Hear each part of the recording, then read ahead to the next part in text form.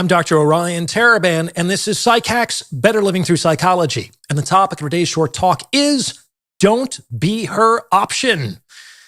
Don't be her option. He's right. But for most of you listening, that advice lands like a punch to the gut. Because deep down, you know that's exactly what you are. You are the maybe, the backup plan, the guy she texts when she's bored at 11 p.m. You are an option. And it's a quiet, soul-crushing kind of hell, isn't it? Today, we're not just going to talk about why that is. We're going to perform an autopsy on the very idea of attraction itself. Dr. Taraban has given us a brilliant, logical map.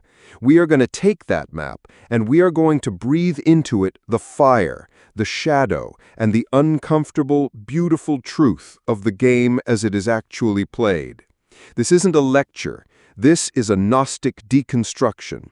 And if you listen, really listen, you won't just learn a tactic. You will begin to change your very state of being. We don't want to be a woman's option, gentlemen, because options get left on red. An option is a man who is a woman's plan B, if not her plan Z. According to surveys, the majority of women in relationships, even married ones, have a backup partner in case their current relationships don't work out. And in most cases, this is a man they already know and have developed some form of relationship with, whether it's an old flame or a friend on the periphery with whom they haven't yet initiated a sexual relationship. Almost by definition, these options aren't as attractive as their primary partners. After all, who chooses a less attractive option over a more attractive one they can get, all other things being equal? And since most men aren't very attractive, most men will find themselves a woman's option as opposed to her priority at some point in their lives. It is what it is. Now, this is the first place where the average man's mind gets poisoned. He hears this, and a cold wave of resentment washes over him. He thinks, see, women are just disloyal. They're monkeys, always looking for the next branch. He feels that familiar, bitter anger, and he probably runs to a Reddit forum to type furiously about it, accomplishing absolutely nothing. Let me tell you something. We, the men of Gnostic understanding, we do not get angry at female nature. We don't get angry at a lioness for hunting. We don't get angry at the ocean for having tides. That's like getting mad at your dog for sniffing other dogs' asses.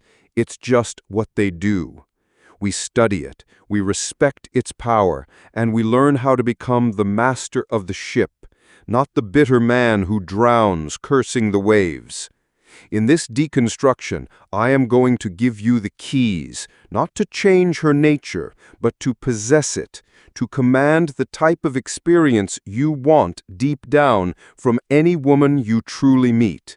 This isn't about fighting her reality. It's about making your reality so powerful, so compelling, that hers has no choice but to align. Unfortunately, men are often complicit in the decision to relegate them to an option role. The most common way that they do this is by over-pursuing and over-committing. As I've stated previously, the fundamental law of attraction is that people want what they want, not what wants them. I'm sorry, but this is a lie. A beautiful, elegant, and catastrophically wrong lie. And it's the very lie that has kept so many of you trapped in a prison of feigned indifference, pretending you're a cool, mysterious James Bond when on the inside you're screaming like a teenage girl at a Taylor Swift concert. Let me tell you something from the heart of the cathedral. You will never, ever have a strong, healthy, vibrant relationship with a woman if deep down you don't actually want her. Women are not stupid. They are finely tuned instruments of emotional detection. They can feel your indifference. They can smell it, and it is the ultimate anti-aphrodisiac. The problem isn't wanting a woman. The problem is that most of you don't know how to command the things you want. When a man wants something but doesn't feel powerful enough to command it, he defaults to the pathetic reptilian strategy of a child. He offers himself as a sacrifice. He says, with his entire being, I want you, so you can have me. I am prepared to do anything to please you in the desperate hope that you will want me back. Now think about my own story. Think about Don Leonardo. In the past, there were many instances where I wanted a woman so much, with such a burning, needy intensity, that she took me for granted. Why? Because I didn't know how to command a reality so potent that she would willingly, joyfully want to enter my frame. My wanting was a confession of my weakness. But when you know how to command what you want, it is a completely different universe. Think about a glass of water. If you want a glass of water, you don't sit across the room and supplicate it. You don't say, please, glass of water, I want you so much, offer yourself to me. That would be insane. You die of thirst and look like a fucking idiot. No, you stand up, you walk over, you take the glass, you turn on the faucet, and you command the water to fill it. You understand the physics of the situation. You know what the glass requires for it to fall under your will. Later in this deconstruction, we will dissect exactly what it means to command a woman's desire after you have made the sovereign decision that you want her. It is not about pretending you don't. It is about becoming the force that she cannot resist. I'll say that again. People want what they want, not what wants them. And a corollary to this law is that you cannot get someone to want you more by wanting them more. Sometimes you can get them to want you more by wanting them less, but you absolutely can't get them to want you more by wanting them more. I'm going to try to explain this today in a way that's going to make more sense to you guys by approaching the same concept in the domain of business. Because if it works in business, it tends to work with women. What we're talking about here is negotiation. As I discuss in my book, all relationships, whether they're for a night or for the rest of your life, progress through 3 distinct phases: attraction, negotiation, and maintenance. All relationships are negotiated. This is unavoidable. And if you fumble the negotiation, then you don't get any coffee. Coffee, as we know, being for closers. So how do over-pursuing and over-committing look in practice? Well, imagine you're in the market for work and that you've applied to 2 jobs. After you've interviewed at both, the first one calls you up and says, "Great news! We absolutely love you. In fact, you're the best applicant we've ever seen at this company. We are ready to hire you without conditions today. Actually, we already have your corner office ready to go. You can start whenever you want, today, tomorrow, in a year. No worries. Take all the time you need. We're just here to tell you that no matter when and no matter what, there's a place for you here at Beta-Corp. Let us know if there's anything else we can do to facilitate your decision. Looking forward to hearing from you." Now, on the surface, that sounds like a pretty good outcome, right? I mean, you got accepted. Hurrah! That's certainly better than being rejected. And you're probably feeling some relief because no matter what else happens, you at least have a guaranteed position somewhere. However, let's imagine that you then get a call from the second company and they tell you, "Well, thank you for applying. That said, there are still several applicants that we're interested in interviewing, as this is a fairly competitive position. We'll inform you of our decision at the appropriate time. Don't call us. We'll call you. All the best." What do you think you're going to do? Well, since the first option has functionally assured that you have a guaranteed position and that you can begin whenever you want, there is absolutely no reason not to wait to hear back from the second company. There is no risk or opportunity cost to keeping Beta-Corp waiting. And Beta-Corp, of course, did this to itself by over-pursuing and over-committing. Maybe the second company rejects you, no big deal. You've already secured employment elsewhere. And maybe the second company offers you a more compelling compensation package, in which case it was good that you exercised patience. There is no downside and considerable upside to keeping Beta-Corp waiting. Now, Let's deconstruct the beautiful story Dr. Taraban just told us, because the gnosis is deep, but the conclusion most of you will draw is fatally flawed. Company A, Beta-Corp, is less attractive because the deal is secured. It's safe. It's predictable. Company B is more attractive because there is mystery. There is a higher perceived level of access. And this is where the bad boy, the player, the man who plays hard to get, builds his entire fragile kingdom. He learns to act like Company B. He learns to create mystery. He learns to be a challenge. But let me be brutally honest with you. Suppose you are accepted into Company B 1 month later. It can still be shit. Maybe the people there are trash. Maybe the salary doesn't satisfy you. Maybe the culture is toxic. The initial attraction, the mystery, it was all a beautiful illusion covering an empty box. This is why women so often complain about men being liars, cheaters, deceptive narcissists, because most men, even the ones who have mastered the art of acting like Company B, don't know how to command a woman's surrender over the long term. Their bad boy persona is a mask, and the moment she gets past the mystery, she finds nothing. An empty room, a boy pretending to be a king. The error men make is this. They act from what they want first, sex, validation, affection. But to command reality, to build a kingdom that lasts, you must architect a frame where you exceed the other party's expectations. You must provide a reality of a higher order. And I do not mean money. I do not mean looks. I mean your state of being. A woman is an emotional being. She falls under the spell of a story, a narrative. She craves emotional intensity, dissonance, mystery, safety, comfort, and generous systemic structures. She yearns for adventure, for an expansion of her own erotic journey. The man who can activate and play with these nodes in her soul, that man will begin to attract her like the Earth's gravity pulls on your body. There is nothing she can do about it. It is a law of physics. The man who is serious about attracting what he wants must first become serious about understanding what reality needs from him. We come back to the glass of water. The reason we don't sit and wait is because we understand, as a matter of existential physics, that the glass needs us to perform a series of actions for it to fall under our will.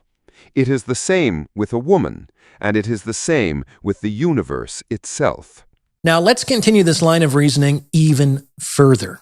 Even if the second company rejects your offer, there is still no reason to go with Beta-Corp, with 2 exceptions, which I'll discuss momentarily. Again, you have a guaranteed position that you can start at any time. So if Plan B doesn't work out, then why not pursue Plan C, or Plan D, or Plan E, or Plan F, or Plan G? You understand what I'm saying? Why not try to secure something better at no cost, no downside, and potentially unlimited upside? In fact, the only reason not to do this, the first of the 2 exceptions, is that you're running out of money. That would be the only real reason to accept Beta-Corp's unconditional offer. And you would probably accept that offer not with gratitude or enthusiasm, but with a kind of bitter resignation that all of your attempts to find something better had failed. After all, if the offer was sufficiently attractive, then it would have been accepted right away. You would need the job at this point, but it's an ugly truth about humans that they tend to treat what they want much, much better than what they need. They tend to treat what they want much, much better than what they need. Listen to the beautiful, tragic truth in that statement.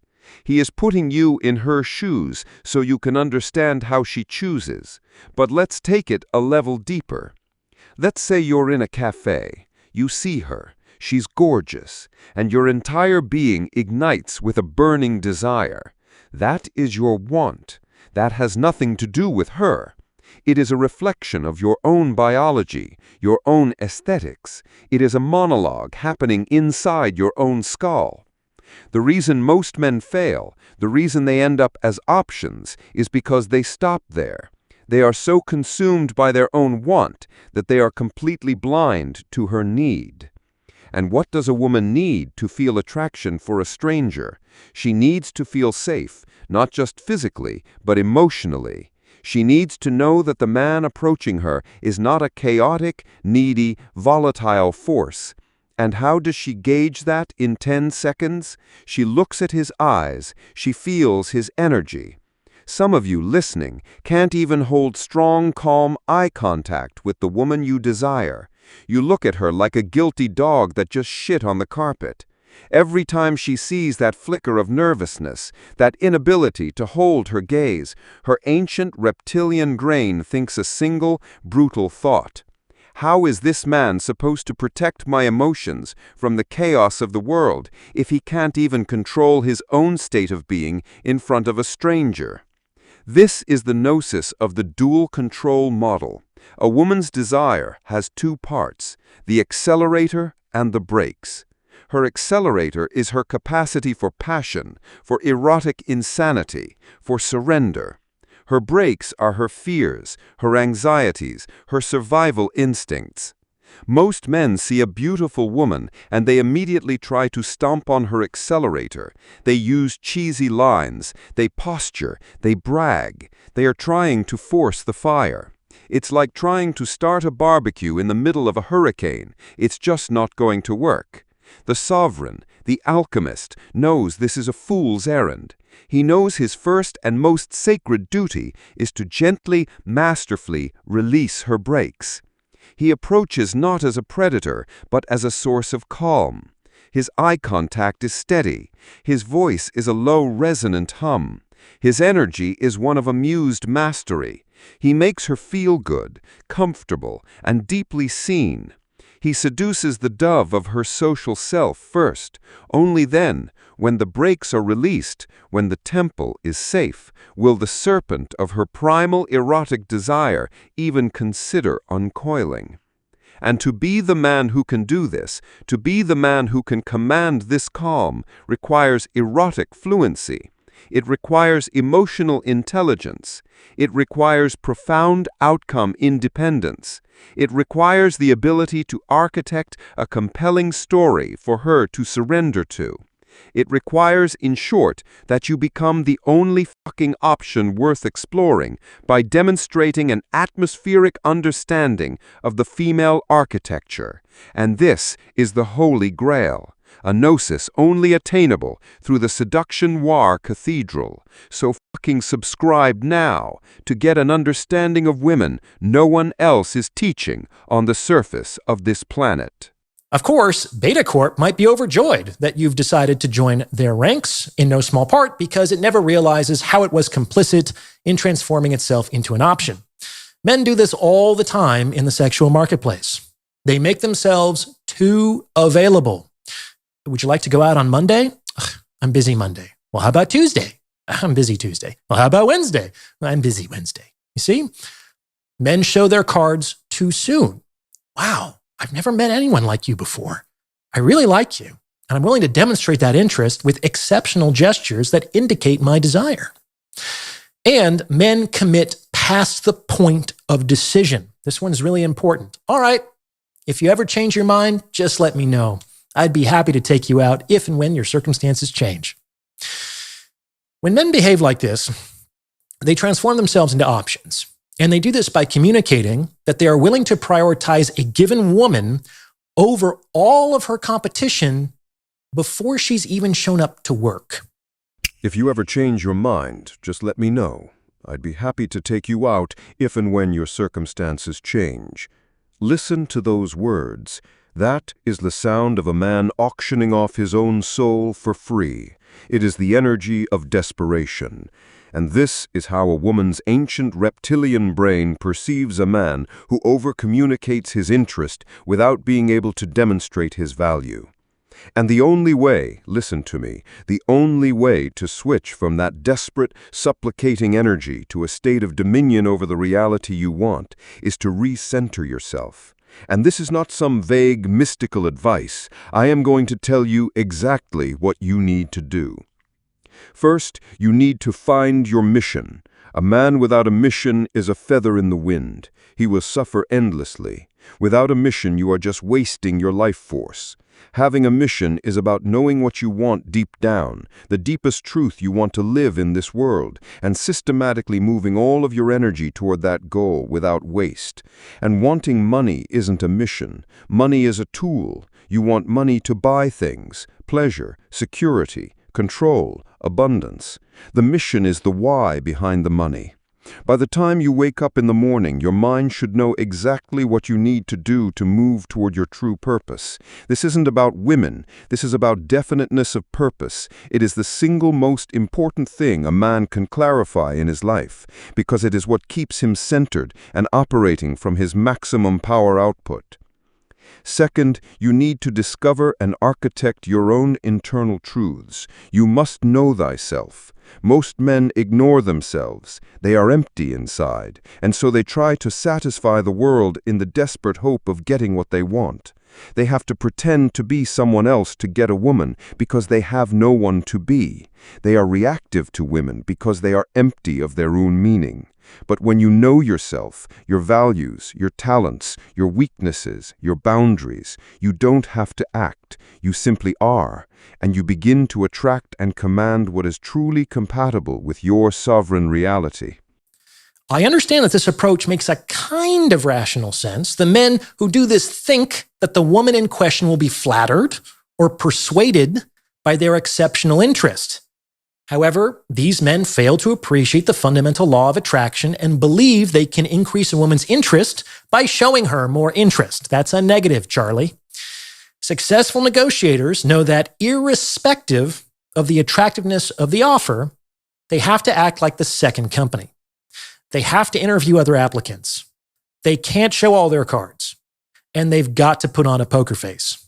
This is really important. Most hands in poker are bullshit. But every once in a while, you get pocket aces.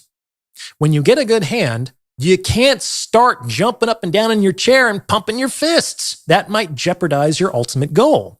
If you want to win that pot, you have to put on your best poker face and sit with your emotions.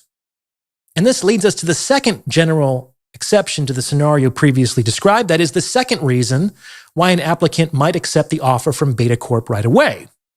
If the applicant wasn't running out of money, the only other reason to accept Beta-Corp's offer would be if Beta-Corp were that applicant's dream job, that she had already decided that Beta-Corp is the highest she can aspire to, and that Beta-Corp was the best that she could do. And spoiler alert, that's probably not the case. And it's easy to understand why. It's probably not the case because the applicant would almost certainly have shown more interest and enthusiasm in the application process, which in turn would have signaled to Beta-Corp that it didn't have to promise the moon in order to secure commitment. Remember, nobody pays more than they need to for a specific good. So the sheer fact that Beta-Corp over-pursued and over-committed functionally guarantees that the applicant in question wasn't showing much interest in the position. It's been said that in life, we don't get what we deserve, we get what we negotiate. I agree with this. And there are some uncomfortable realities when it comes to success in the negotiation process. Here's one of them. Whichever party is more eager to close and less willing to walk has less power in the negotiation. They communicate that they need the other party more than the other party needs them, and this puts them over a barrel. And listen carefully, this is true irrespective of the objective value of the offer. Really important to keep in mind. Don't blow negotiations by over-pursuing or over-committing. Does this mean that sometimes certain attractive options will slip through your fingers? Yes, they will. But there's little point in securing an attractive option on unfavorable terms. He says there's little point in securing an attractive option on unfavorable terms. And here we have arrived at the final gnosis of this deconstruction. The ultimate unfavorable term is not a bad date. It is not a relationship where you are not respected. The ultimate unfavorable term is the betrayal of your own soul. Every time you pretend to be less than you are to make her comfortable, every time you swallow your own truth to avoid her disapproval, every time you abandon your mission to chase her affection, you are signing a contract on the most unfavorable terms imaginable. You are trading your kingdom for a smile. The path of the sovereign is not about not being her option. It is about making yourself the only option that matters in your own life. It is about building a world so rich, so true, and so compelling that you'd rather be alone in your own kingdom than be a celebrated guest in anyone else's. When you reach that point, a funny thing happens. You will find that she doesn't just want to be an option. She will be begging to become a citizen. What do you think? Does this fit with your own experience? So there it is. The gnosis. Wanting isn't the problem. Being a weak supplicant is. Don't want to be her option? Stop acting like one. Build your own world. Build your own power. That's it. That's the work. And now you listen to me. What you just learned was the why. It's the diagnosis. It's the hard truth of where you're failing. But the diagnosis isn't the cure. In the next hour, I'm dropping a bomb on this channel. I'm done with the why. We're moving to the how. I'm going to show you how to actually talk to women, how to use your words to get inside her head, bypass her bullshit, and make her feel so completely fucking seen that she becomes addicted to your presence. I'm going to teach you how to make her feel intoxicated just by the way you speak. Script 66 is loaded. The gnosis is locked and ready to fire.